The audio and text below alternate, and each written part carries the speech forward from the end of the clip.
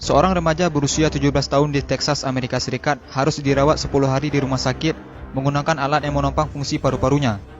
Hal ini disebabkan oleh rokok elektrik atau biasa disebut dengan vape.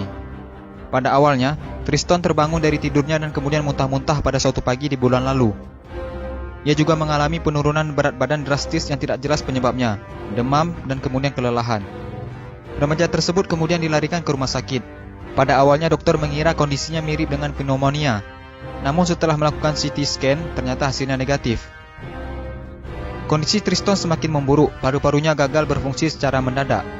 Remaja itu pun harus diintubasi atau dimasukkan tabung endotrakeal melalui mulut atau hidungnya untuk menghubungkan udara luar dengan kedua paru-parunya agar paru-parunya tetap bisa berfungsi dengan baik. Seluruh tim medis mencurigai bahwa vape yang diakui oleh Triston telah dikonsumsinya sejak di kelas 8 diduga menjadi biang kerok gagalnya paru-paru Triston. Kami tidak tahu secara pasti apa yang dilakukan oleh Triston, namun ada laporan literatur tentang pneumonitis, hipersensitivitas akibat vaping, kata dokter yang menangani Triston, yaitu Dr. Suzanne Whitworth, dikutip dari Daily Mail. Setelah 10 hari diintubasi, paru-paru Triston kembali pulih, walaupun ia masih harus berjuang keras untuk bernapas dengan baik. Ia bahkan harus kehilangan 13 kilo berat badannya, dan otot kakinya menjadi melemah. Triston juga bahkan harus belajar berjalan kembali. Saya benar-benar diberi kesempatan kedua oleh Tuhan.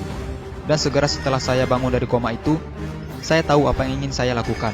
Saya tidak ingin mengulangi kesalahan yang sama untuk menghisap vape, kata Triston. Triston berjanji bahwa dia tidak akan nge-vape lagi dan akan menyarankan kepada teman-temannya untuk membuang vape mereka. Kenapa vape berbahaya? Kepala Badan Pengawas Obat dan Makanan atau BPOM Penny Dukito menyebutkan akan segera mengusulkan larangan penggunaan vape atau rokok elektrik. Hal ini bisa diwujudkan salah satunya melalui revisi PP nomor 109 tahun 2012. Penny mengungkapkan ada beberapa fakta ilmiah yang telah ditemukan BPOM sekaligus menjadi dasar usulan pelarangan tersebut. Ditemukan senyawa kimia di dalam vape mulai dari nikotin, propilen glikol, perisa logam karbonil tobacco specific nitrosamines, hingga dietilen glikol. Nikotin sangat berbahaya karena berbagai penelitian juga melihat efek nikotin terhadap otak bisa menyebabkan kanker dan kecanduan.